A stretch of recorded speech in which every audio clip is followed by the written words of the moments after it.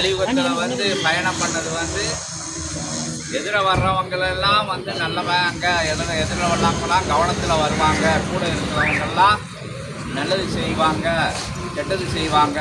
அந்த நிலைக்குள்ள எல்லாம் போகாமல் நம்மளோட கர்ம நிலைகள்னால தான் எல்லா விஷயங்களும் இருக்கிறது.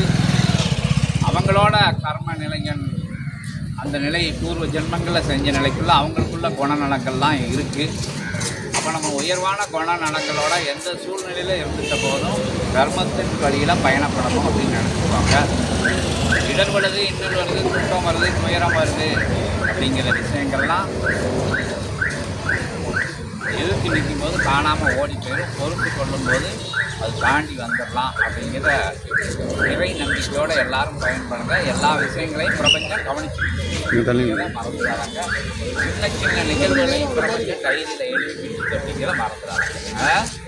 அதான் பிள்ளைகளுக்கு பெரியவங்களுக்கு எல்லாருக்கும் சொல்றது, இடைவெளிக்கெல்லாம் பொறுமையாக இருக்கையில் கடந்து வைக்கும். சிவபெருமானுக்கே பிரச்சனை இருக்குது, முருகப்பெருமானுக்கு பிரச்சனை இருக்குது, அம்பாளுகளுக்கெல்லாம் பிரச்சனை இருக்குது. பிரச்சனை இல்லாதவங்க யாரும் கிடையாது. எந்த நிலைக்கு உயர்ந்துட்டாலும் அதெல்லாம் சந்திச்சு தான் ஆகணும். இறைவன் இருக்கான், கூட இருக்கான், நம்மோட இருக்கான், நமக்குள்ளே இருக்கான் அப்படின்னு நினைக்கிற பிரச்சனைகள் வந்து பனி போல கரைஞ்சு போயிடும். அந்த உடற்பட்டு எல்லாம் பயணப்படுங்க. நம்ம சின்ன வயசுலேருந்தே பிரச்சனைகளோடய வாழ்ந்துருக்கோம். என்ன பிரச்சனையை கண்டு பயந்தா இவ்வளோ வருடங்கள் நம்ம தள்ளி போயிருக்கோமா? ஒரு நாட்களையும் பிரச்சனை அதை வந்து நீங்கள் வந்து அதை எதிர்கொள்ளறதுக்கு கற்றுக்கோங்க. அமைதியாக இருங்க. ரொம்ப வரையில் ரொம்ப அமைதியாக இருங்க. மகிழ்ச்சி வரையில் அதை கொண்டாடையில் யாருக்கும் காயப்படாமல் கொண்டாடுங்க. மரியாதை வரையிலையும் ஏற்கனவே மகான்கள், யோகிகள், ஞானிகள் சொன்னது தான். உள்ளுக்குள்ளே இருக்கான ஆசான் இருக்கான், மனச்சாட்சியாக இருக்காங்க. அது சொல்லதபடி நடங்க. அதுக்கு மரியாதை கொடுங்க. மனச்சாட்சி உள் மனசுக்கு மரியாதை கொடுங்க. எல்லா விஷயங்களையும் இறை நிலையோட, இறைத்தன்மையோட, இறை உணர்வோட, அந்த ஜீவகாருண்ய நிலையோட எல்லா உயிர்களும் இறைநிலை தான் அப்படின்னு நினச்சி பயணப்படையில் எங்கேயும் கஷ்டமும் வராது, நஷ்டமும் வராது, ஏற்றமும் வராது, இறக்கமும் வராது. உயர் சிந்தனையோட உயர் இறை வழியில் பயணப்படுங்க. அன்புதான் இறைவன். அன்பை மட்டும் ஆயுதமாக வச்சு தான் சித்த சபை செயல்படுது. அதையும் நீங்கள் கையில் எடுத்துக்கோங்க. ஆயுதம் வந்து சித்த சபை சீடர்களோட ஆயுதம் வந்து அங்கே மட்டும் இல்லை, உங்களோட ஒவ்வொருத்தருக்குள்ளேயும் அந்த ஆயுதங்கள் கொடுக்கப்பட்டிருக்கு. அதை எப்படி எந்த இடத்துல, எல்லா இடத்துலையும் அதை பிரயோகிக்கலாம். விரோதிகிட்ட கூட அந்த ஆயுதத்தை பிரயோகிக்கலாம். சின்னவங்கிட்ட பிரயோகிக்கலாம், பெரியவங்ககிட்டையும் அந்த ஆயுதத்தை பிரயோகிக்கலாம். அதுக்கு அன்புக்கு ஏற்ற இறக்கங்கள் எதுவும் கிடையாது.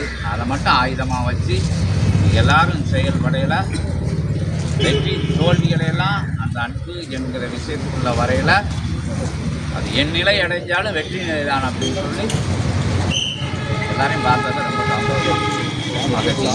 ஓம் அகதீஷாய நமக. எல்லாரும் தைரியத்தோடு செயல்படணும். படிப்பை பார்த்து பயப்படக்கூடாது, பள்ளிக்கூடத்தை பார்த்து, ஸ்கூலை பார்த்து பயப்படக்கூடாது, புக்கை பார்த்து பயப்படக்கூடாது. என்ன எல்லாம் வந்து நம்மகிட்ட எல்லா விஷயங்களும் இருக்குது. இவ்வளோ புக்கை பார்த்து நம்ம பயப்படக்கூடாது. ஏன்னா அதை பெரிய ஸ்கூலாக இருக்கேன்னு பயப்படக்கூடாது. அதை கட்டினவங்களும் மனுஷன், நம்மளாம் அதை வழி நடத்துறவங்க மனுஷங்க தான், அதை கற்றுக் கொடுக்குறவங்க மனுஷங்க தான், புக்கை படித்து வந்தவங்க எல்லாம் மனுஷங்க தான். அதனால் அதை பார்த்து நம்ம பயப்படாமல் தைரியமாக படிக்க எல்லாரும் இறை நம்பிக்கையோடு படிக்க. எல்லாம் மார்க்ஸ் கூடியிருக்கே இல்லை, 40% 80% மாறி இருக்குது. எத்தனையோ வெற்றி விஷயங்கள் நடத்திருக்கிய சித்தர்கள் வந்து உங்கள்கிட்ட பேசுகிறாங்க. பாலதிரிபுர சுந்தரி வந்து உங்களுக்கு காட்சி கொடுக்கு. இதெல்லாம் வேறு எங்கேயும் கிடையாது, சித்த சபையில் மட்டும்தான் நடக்குது. ஓம் அகதீஷாய நமக. ஓம் அகதீஷாய நமக. வழியோட வாழக்குள்ள நான் தப்பாக சொல்லல. இவ்வளவு ஒரு சின்ன பிள்ளைகிட்ட கூட பாலதிரிபுர சுந்தரி வந்து பேசுறது, சித்தர்கள் தரிசனம் பண்ணி சின்ன பிள்ளைகளை வந்து உயர்வாக நினைத்து பேசக்கூடிய நிகழ்வுகள் சித்த சபையிலே நடக்கும். சித்தர்கள் பேசக்கூடிய ஒரே சபை, இறைவனை அழைத்து கொண்டு பேசக்கூடிய ஒரே சபை, இறையாண்மை வந்து வழி நடத்தி சொல்லக்கூடிய ஒரே சபை. அந்த சபை நேரடியாக தெய்வங்களும் சித்தர்களும் வழி நடத்துகிறாங்க. அதில் வந்து நீங்கள் இணைஞ்சு இருக்குது, கடவுளோட பயணிக்கிற மாதிரி. ஓம் அகதீஷாய. ஓம் அகதீஷாய நமக. அப்படி